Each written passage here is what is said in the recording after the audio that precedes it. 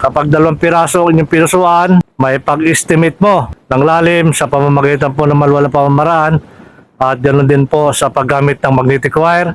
May paghahanap mo pa rin po siya ng entrance tunnel, exit tunnel at saradong tunnel, maging doon po sa sucker deposit o yung mga tibod na binoon po sa lupa o yung drum na binoon sa lupa, may lamang gold bar, binuhusan na simento, binaon sa lupa o kaya yung mga tapayan, yung malalaking banga, jar, sa pamamagitan pa rin po ng ating mga balang ipinapadala.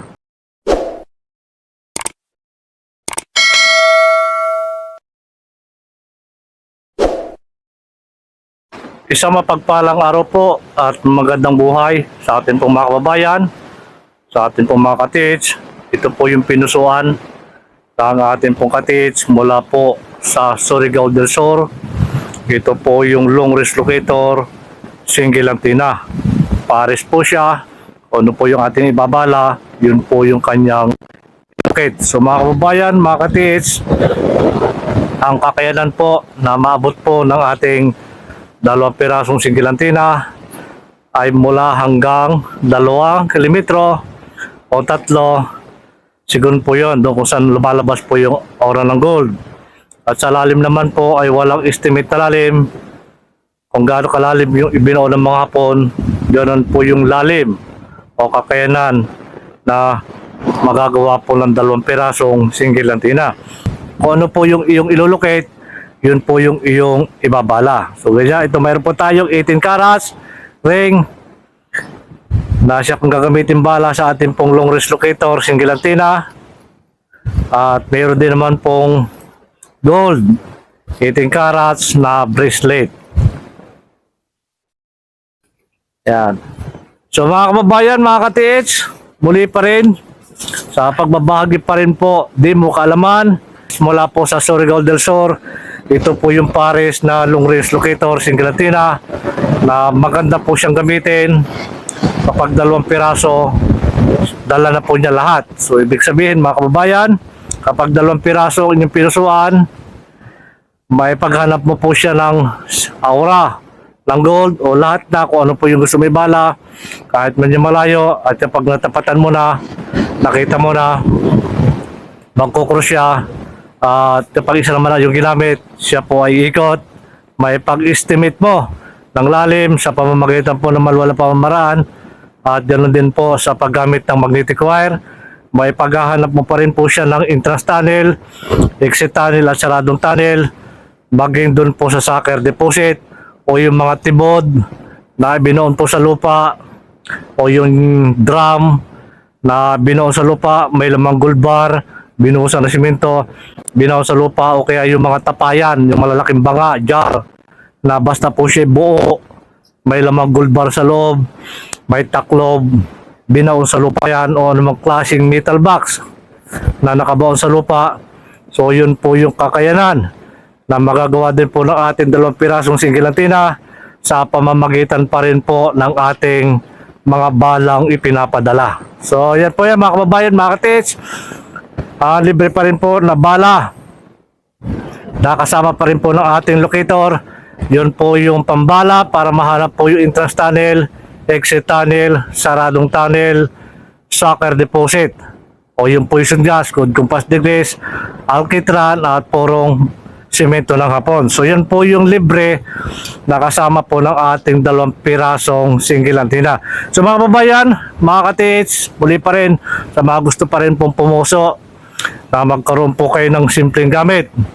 Pero kapag ginawa po niyo yan at sinuwerte kayo, so ang kalagalang po nito ay barya lamang sa makukuha mo. So ito pa rin mga kababayan, mga ka-TH, kapag ginamit pa rin po ang 2 pirasong single antenna, ito po ay isa lamang yung babalahan. Kung kanan ka, kanan din po yung iyong pagbala.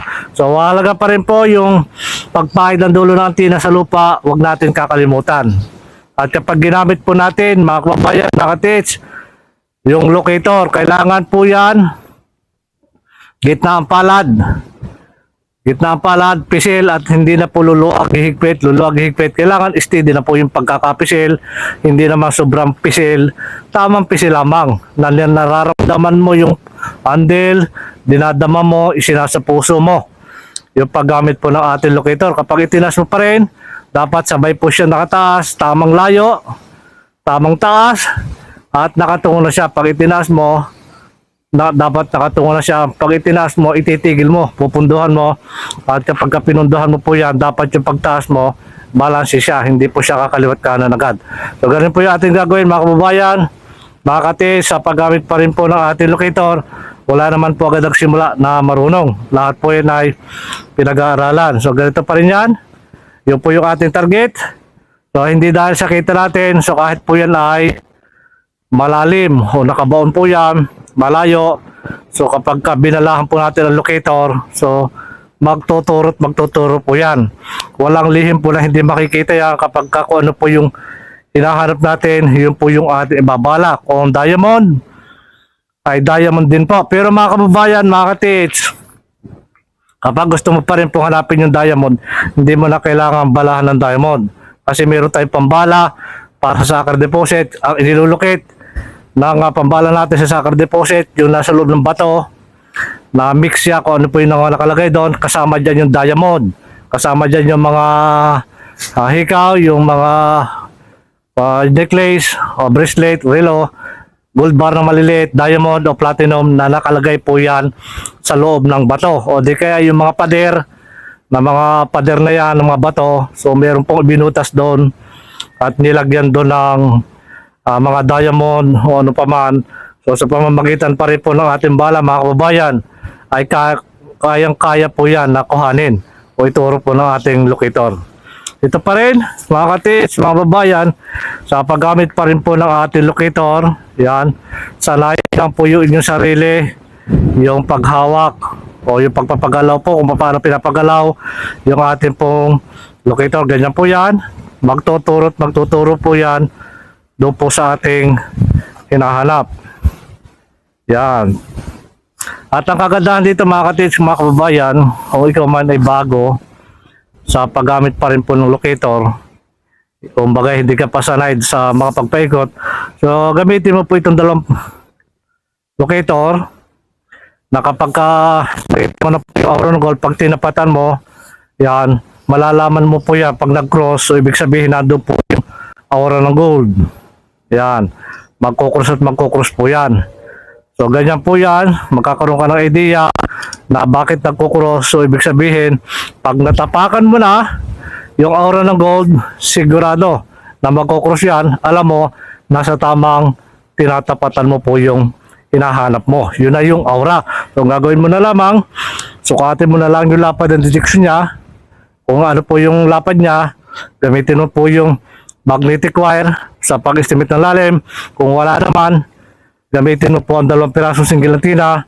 Kung dito po siya nagkukross, mahalaga na dapat alam mo yung laki ng lapad at detection niya. At para pagka ginamit po ang 2 pirasong single antenna nag-cross, lalabas ka. Pag bumuka po itong ating locator, wag na natin hintayin na bumuka ng papunta sa likuran. So pag bumuka po yung pantay, dahan-dahan na po yung paglakad mo sa pag-estimate ng lalim. Gamit po ang 2 pirasong single antenna sa manual na pamamaraan, at kung saan po siya magkukross, yun po yung unang estimate na lalim. Pero kapag nakachinilas ka, times 2 po yan mga kababayan. So yun mga kababayan, yun po yung aking binibigay na kung paano po ginagamit ang 2 pirasong single antenna. So ito pa rin po mga kababayan, mga katiits, sa paggamit pa rin po ng ating 1 pirasong single antenna. So ang magiging ground na lang natin ay ito na lang pong ating katawan pa. Pagka ginamit po natin ng locator, so magtuturo din po yan kung nasan po yung aura ng gold. Pero hindi po natin ito may paghanap ng entrance tunnel, exit tunnel, saradong tunnel, maging sa sucker deposit, dahil iisa po yan. Kung gusto nyo po mahanap yon, kumbaga unlimited, kailangan mo po siyang tawagan na 1 pirasong single antenna pen, o kaya po ay 1 Japanese one. So ganyan po yan. Ito po yung ating nag-focus na rin po yung ating kaisipan. Ayan, kailangan ito po ay pisil na po yan. At nagbubuo na po tayo ng frequency. Kapag buo na po yung frequency niya yan, ito po yung magiging reaction po ng ating single antenna. So, ganyan po yan. Buo agad sa frequency. Kapag buo na po yung kanyang frequency, tuloy-tuloy na po yung kanyang pag-ikot. Mga kababayan, mga ka-TH, yung pong pag-ikot ng ating locator, yan po ay pinagkakaloob.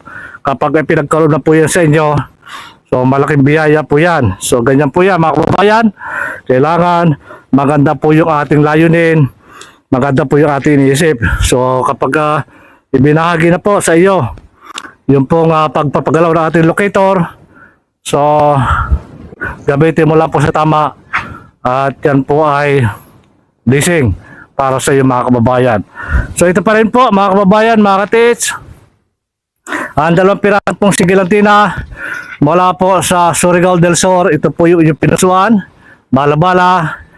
At shoutout po sa inyo lahat, sa lahat po ng ating mga ka-TH sa buong mundo. Shoutout po sa inyo lahat. Maraming salamat po. Pagpalain po tayo ng maraming biyaya at higit po sa magandang kalusugan. Maraming salamat, mga ka-TH. Mabuhay.